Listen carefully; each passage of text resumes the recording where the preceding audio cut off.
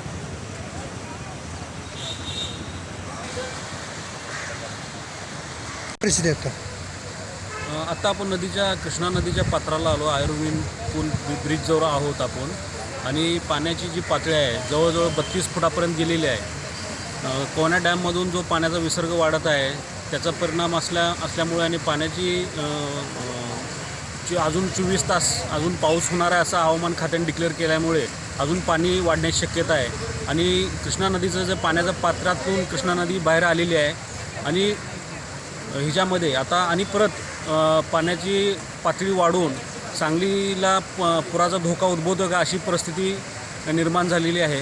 पाण्याचा स्पीड कसा आहे? पाण्याचा स्पीड अतिशय वेगानं आहे, पाणी जोरात आहे आणि या निवडणुकीच्या धामधूममध्ये आम्ही घेतलेली ही स्पेशल रिपोर्ट, आवाज मीडियाची ही स्पेशल रिपोर्ट आहे। ओके।